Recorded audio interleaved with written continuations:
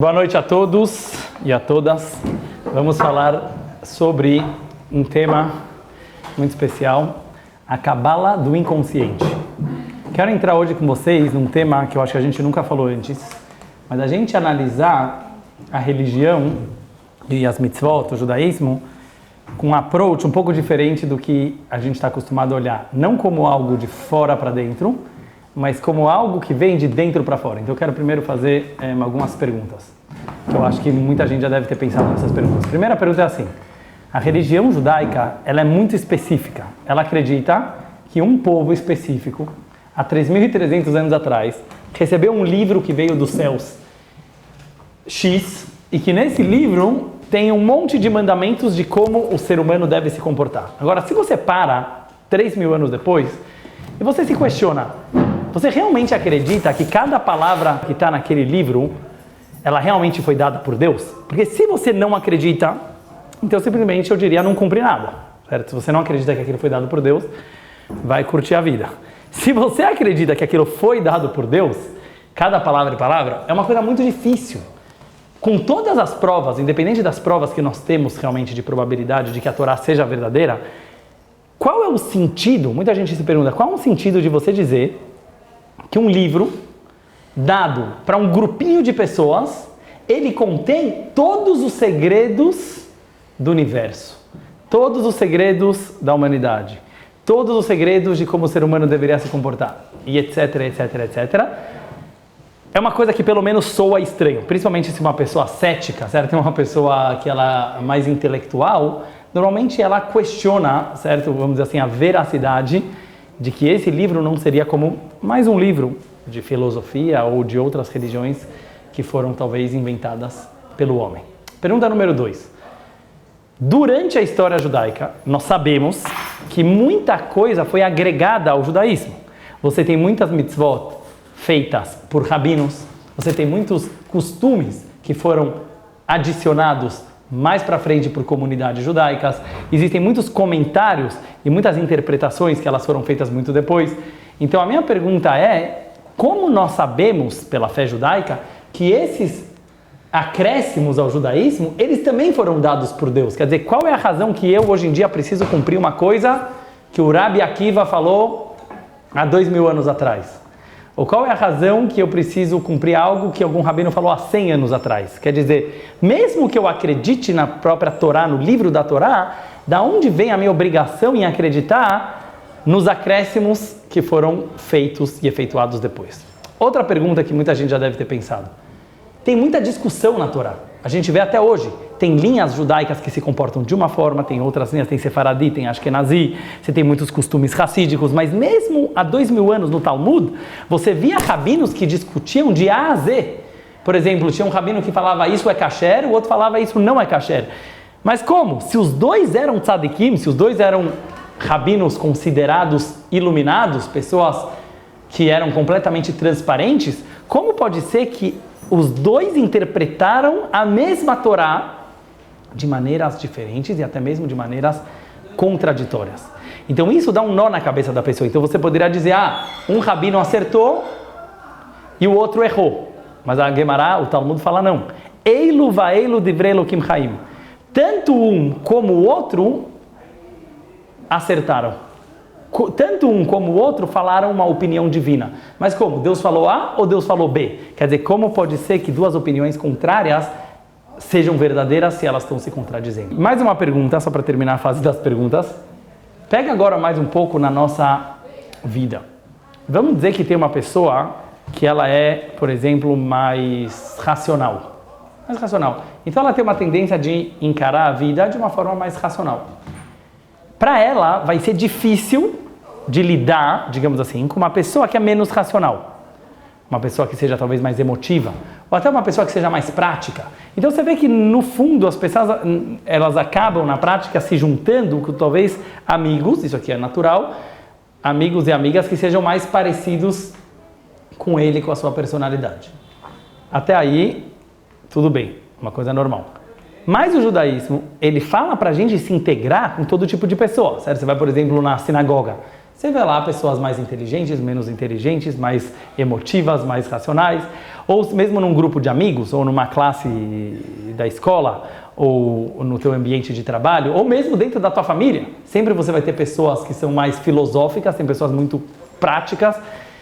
E a pergunta é, como você consegue realmente ter amor ao próximo ao ponto de conseguir se relacionar de uma forma íntima com alguém que você às vezes percebe que ele não pensa nada igual a você, que ele tem uma cabeça completamente diferente, nem dizendo de uma questão de superioridade, sem querer julgar quem é melhor ou pior, mas simplesmente são muito diferentes. Então, será possível ter uma integração verdadeira, uma paz mundial entre pessoas que, pela natureza, eles são tão diferentes? Então, para poder se aprofundar, nos aprofundar nesse assunto e tentar entender, eu queria hoje entrar com vocês numa questão, como eu falei antes, que eu acho que a gente nunca entrou, que é tentar enxergar o judaísmo de uma forma um pouco diferente, que talvez depende do estado de consciência que uma pessoa está. Deixa eu dar um exemplo. Hoje, com a psicologia mais avançada, nós sabemos que a grande descoberta e aprofundamento da psicanálise é você perceber que por trás do consciente você tem um inconsciente. Então a pessoa não é aquilo que ele está falando. Às vezes, justo pelo contrário. Vou dar um exemplo. Chega uma pessoa e ele fala assim: ah, vai encarar? Pode vir, eu não tenho medo de ninguém. Como você interpreta isso? Oh, o cara é corajoso, né? Ele não tem medo de ninguém. Vai ver como que a psicóloga vai interpretar ele. Ao contrário. Se ele está falando que ele não tem medo de ninguém, na verdade ele está falando que ele tem medo, que ele é um medroso. Porque alguém que não tem medo de ninguém não precisa falar que ele não tem medo de ninguém. Você entendeu o que eu estou falando? A base da psicanálise é você perceber que a pessoa não é aquilo que ele está falando. Justo pelo contrário. Tem muito mais por trás. Então, todo o estudo, certo, da psicologia humana, que foi a grande descoberta, eu estou dando um pequeno exemplo, né? Mas é você perceber que quando uma pessoa fala alguma coisa, não necessariamente ele está querendo dizer aquilo que ele falou. Talvez ele está querendo dizer nas entrelinhas algo muito mais profundo. Eu dei um exemplo básico, só que tem muitos outros exemplos que a gente poderia ver que numa mesma frase de uma pessoa, você tem vários e vários níveis e camadas, podemos dizer assim, de interpretação. Aí eu pergunto para vocês, vamos pegar o exemplo que eu dei. Qual das duas interpretações é verdade? Quando o cara falou, eu não tenho medo de ninguém. Que ele não tem medo ou que ele tem medo? E a resposta é os dois. Os dois. Nenhuma é mentira. Depende do estado de espírito, depende de onde você está analisando. Num nível consciente, a pessoa está dizendo que ele não tem medo de ninguém. E realmente ele acha que ele não tem medo. Ele acha que ele não tem medo de ninguém. Mas num nível do inconsciente, essa mesma pessoa é um medroso. Então não é que, ele é um mentiroso. Não, ele nem sabe que ele é um medroso. Ele realmente se acha corajoso. Mas se ele se aprofundar na psique dele, ele vai perceber que justo aquilo que ele tem tanta certeza que ele é, talvez ele é justo o contrário. Ele se acha super seguro, na verdade ele é um inseguro. Por que eu estou trazendo esse pequeno exemplo? Porque se a gente analisar a Torá dessa forma, talvez a gente vai conseguir entender as perguntas que eu perguntei antes. Deus falou, não matarás. Deus falou, não roubarás. Deus falou, quer dizer, são várias e vários, digamos assim, níveis e mitzvot e histórias que tem na Torá. E você vê rabinos que interpretaram essas alahot, essas mitzvot, esses mandamentos de maneiras muito diferentes. Às vezes, até hoje em dia, você vai numa sinagoga, um rabino explica de uma forma. Você vai numa outra sinagoga, ele explica de uma forma completamente diferente. Aí você fala, mas qual que tem razão? Nenhum dos dois está falando algo errado. Porque a partir do momento que a Torá foi dada e foi falada dessa forma, ela tem milhares de interpretações diferentes e todas elas são verdades. Isso é a descoberta do inconsciente. Que não necessariamente as frases e os fatos têm uma verdade só.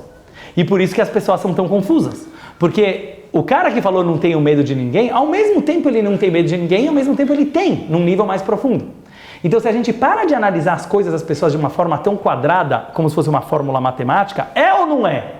É e não é ao mesmo tempo. Certo? Uma pessoa que ela fala, sei lá, eu quero muito isso. Ele quer muito alguma coisa, certo? Aí vai vir um psicólogo e vai analisar, não, você não quer de verdade, porque se você quisesse, você não ficava se boicotando o tempo inteiro. Não, mas eu quero! A pessoa fala, eu quero! Não, você não quer, você fica se boicotando toda hora. Então, ele quer ou ele não quer? E a resposta é, ele quer e ele não quer. Depende em que nível do consciente. Quer dizer, em um nível mais revelado, ele acha que ele quer. Mas num nível mais profundo, na verdade, ele não quer.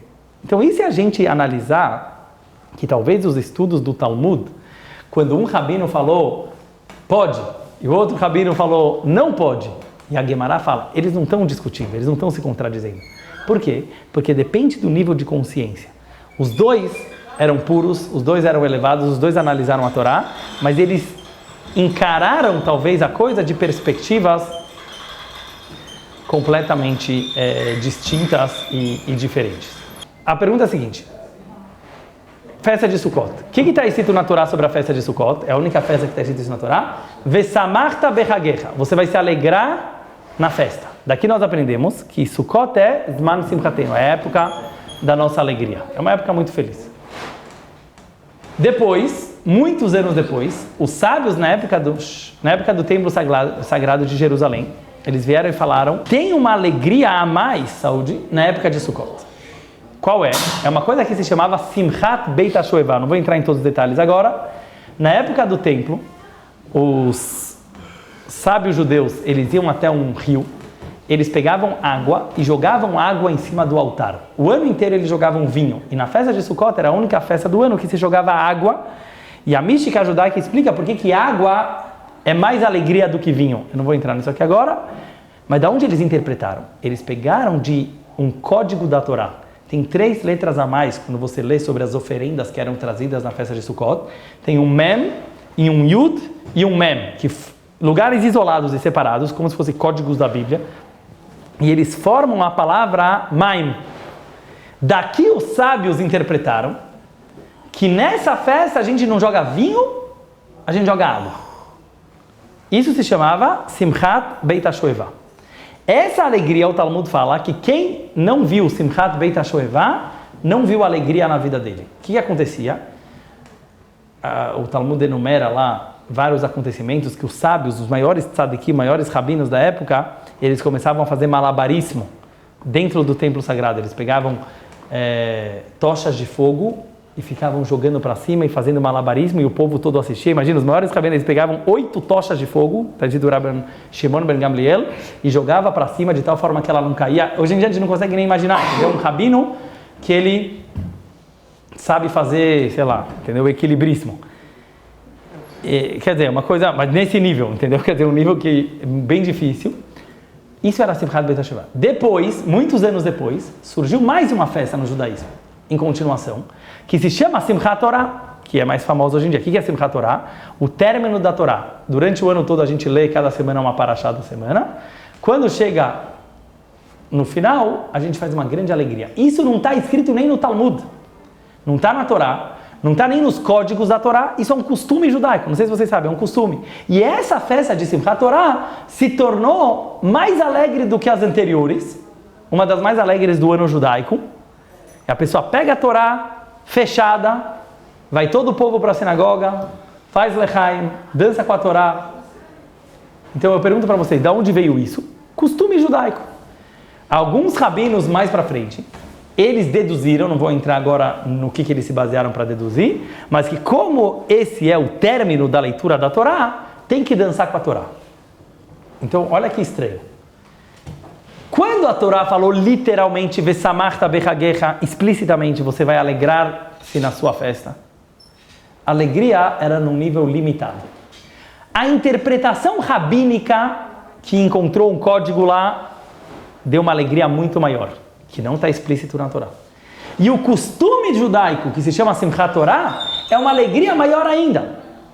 A lógica diz o contrário, certo? A lógica deveria dizer, não, aquilo que Deus falou literal na Torá, deveria ser levado muito mais a sério do que um costume rabínico, do que um costume judaico que apareceu muito tempo depois. Então, sobre isso, o Rebbe explica uma coisa fantástica. Fala, não. Isso é se você entendesse a Torá de uma forma infantil. O que quer dizer de uma forma infantil? De uma forma preto no branco. Como se não existisse inconsciente.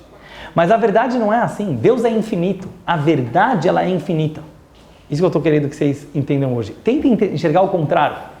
A verdade não pode ser colocada em palavras. Como que uma verdade infinita pode ser colocada em palavras conscientes? Essa que é a grande pergunta. Como tem um livro da Torá que ele define Deus, ele define o que Deus quer. Isso que é o estranho. Então como que o Rebbe explica? É justo o contrário. Aquilo que veio escrito explicitamente na Torá é o nível consciente da Torá. É um nível muito limitado. A parte que vem nas entrelinhas da Torá, que elas vêm em forma de código, que ela vem em forma não literal, ela já tem segredos mais profundos, que é igual o inconsciente da pessoa. E aquilo que nem está escrito na Torá, mas que grandes sábios e tzadikim do nosso povo conseguiram pescar, digamos assim, eu já vou explicar como que eles fizeram para pescar, do infinito, é mais profundo e mais alegre do que aquilo que está literal na Torá. Então a gente tem que começar a enxergar de uma forma contrária. Aquilo que está escrito explicitamente é um nível limitado que a gente consegue entender. Aquilo que não está escrito é muito mais profundo do que aquilo que está escrito. Olhando dessa forma, e para finalizar, eu não vou me estender muito, mas eu só quero trazer esse ponto principal. Eu perguntei para vocês no começo, por que nós devemos acreditar num livro que foi dado há milhares de anos atrás? E é isso que eu quero tentar trazer, a novidade que Hassidut Chabad traz para toda a visão como a gente olha para o judaísmo. Tem pessoas que eu vejo que ficam gastando o tempo deles e anos de vida para provar que a Torá é verdadeira, para provar que a saída do Egito aconteceu, para provar que os manuscritos do Mar Morto são verdadeiros. Sei lá o quê. Aí você sempre vai ter prova, já posso falar desde agora para vocês, que sim e que não. Você sempre vai ter prova que a Torá é verdadeira, você sempre vai ter prova que a Torá é falsa, você sempre vai ter prova que Deus existe, você vai ter prova que Deus é injusto. O que eu quero dizer é o seguinte, se você está num nível da lógica, a lógica, por definição, ela sempre pode ser levada para a direita ou para a esquerda. Isso quer dizer uma pessoa lógica, qualquer teoria pode ser refutada. Então uma pessoa nunca vai ter certeza de nada se o mar vermelho se abriu. Abriu ou não abriu? A gente pode ficar até depois de amanhã aqui discutindo. Ninguém estava lá para ver, certo? Então, um cara acredita, o outro não acredita. Um tem prova, o outro não tem prova. No que se baseia essa discussão? No humor de cada um? Na tendência natural de cada um? Onde essa discussão quer chegar? Vem Hassidut e fala, muda o enfoque. O enfoque é outro. Isso que eu quero tentar para você. Muda o enfoque. A questão é, esquece agora a Torá. Por um momento, esquece agora a Torá. Esquece que você sabe que a gente é judeu. Esquece tudo isso. Vamos fazer aqui juntos uma pequena meditação. Seja sincero com você mesmo, seja honesto. Essa vida faz sentido? O que você acha? Como você chama? Vinícius. Você acha que a vida faz sentido? Fala a verdade. Não. Esquece todas as explicações bonitas sobre a vida, certo? Sobre o amor. Não faz, certo? Parece que o mundo é justo? Não, certo? Eu também concordo com você. Com todas as explicações rabínicas. Óbvio que não parece. Tem um monte de gente boa que sofre pra caramba. Não vou entrar nisso aqui agora. Mas qualquer pessoa racional sabe que o mundo não parece justo. Mas mesmo que fosse justo, essas pessoas que falam, vamos melhorar o mundo, sei lá, vamos fazer a paz mundial. Também não faz sentido, você concorda? Quer dizer, por que um Deus precisa criar um mundo sem paz para vir e fazer a paz? Já criou um mundo com paz. Mais ainda, por que ele precisava criar um mundo? Você entende o que eu quero dizer? Existe uma crise existencial que se todo mundo for entrar nela, você não vive. Por isso que a maioria das pessoas preferem não entrar, certo? Mas ela é o teu autoconhecimento.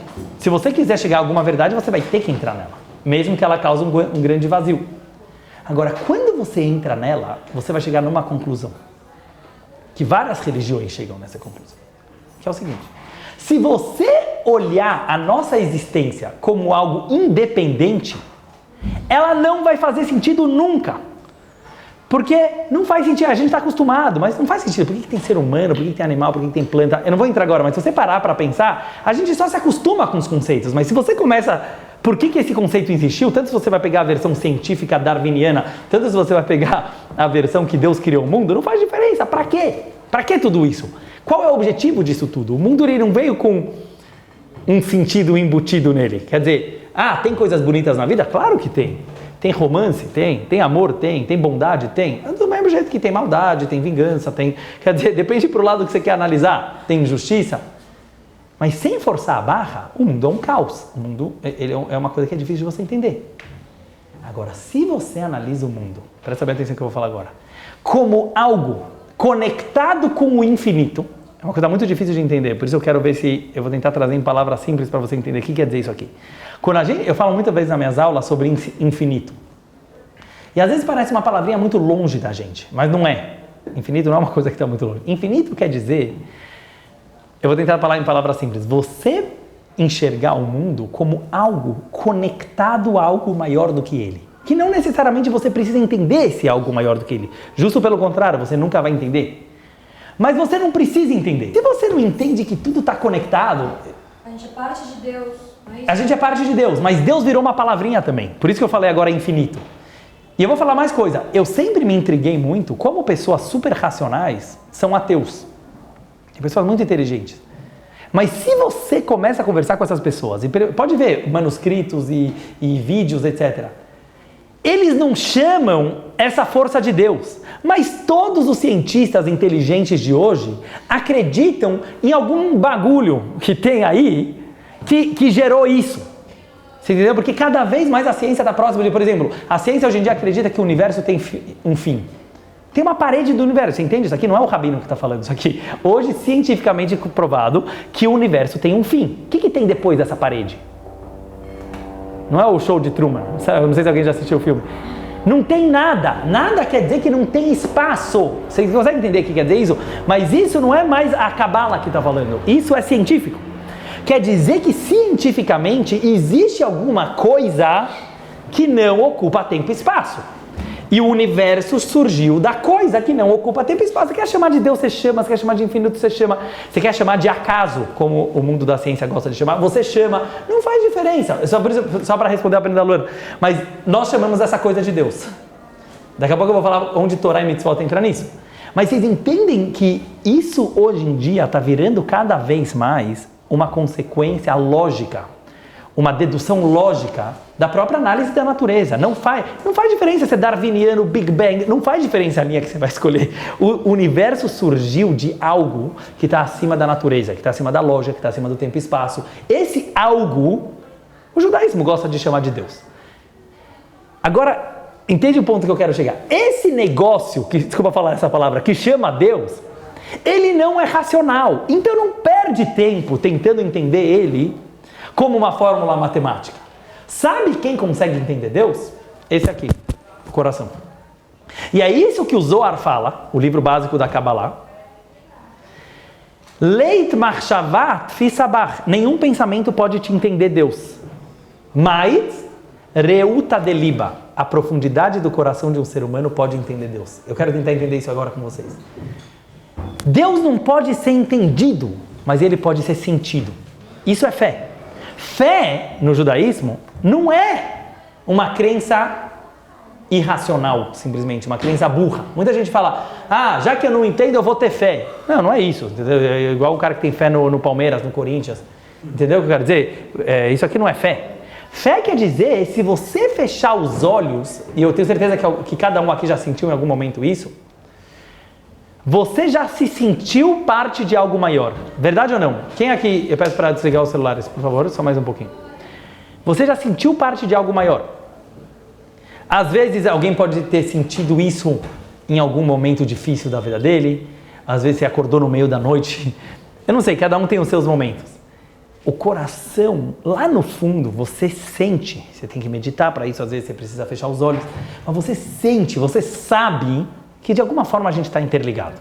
De alguma forma esse bagulho aí faz sentido. A gente não sabe qual é o sentido. E a Sukkah, que é a nossa festa de agora, ela veio simbolizar isso. Isso que eu quero mostrar para vocês. A Sukkah, a Kabbalah explica que é um abraço de Deus. Por isso ela envolve, é a única mitzvah que envolve completamente o corpo da pessoa.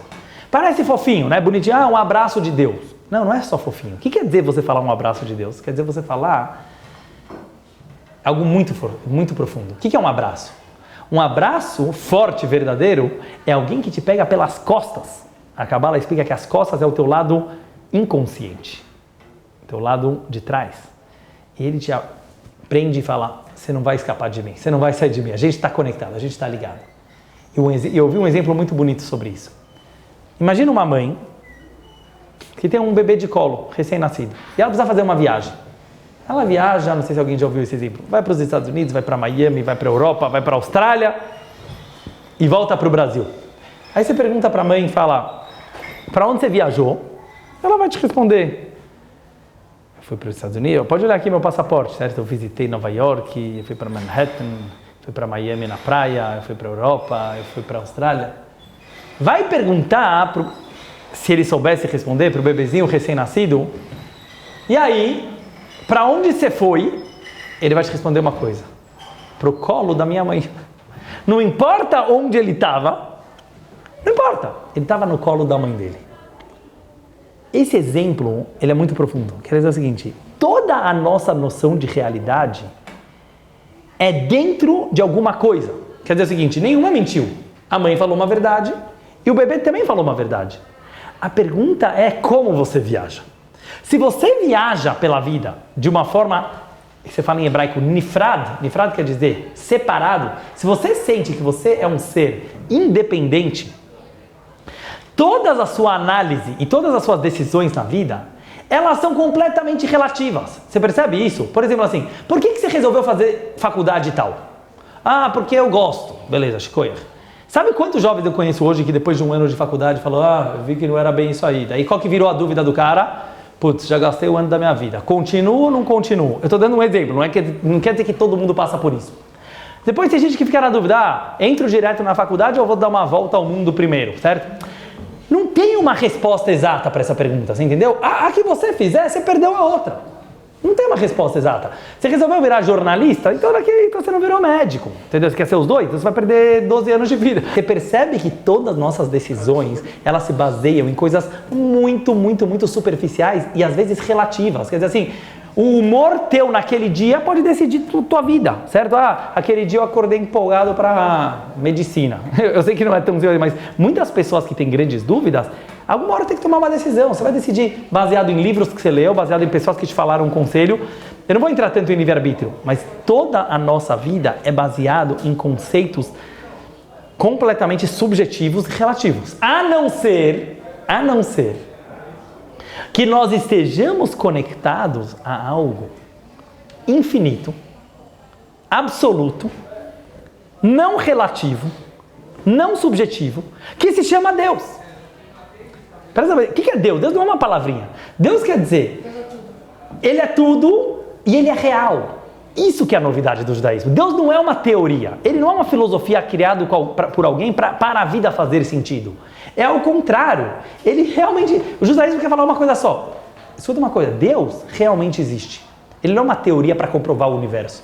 Ele não é algo para fazer sentido na tua vida. Ele simplesmente existe.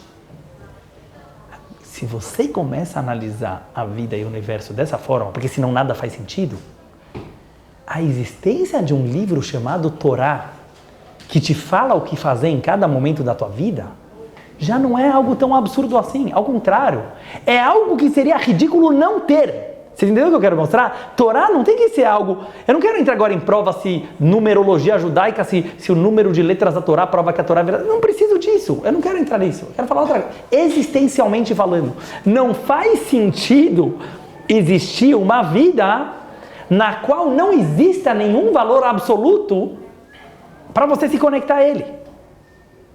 Isso é o que a Hassidut fala sobre a maneira de você ver o judaísmo.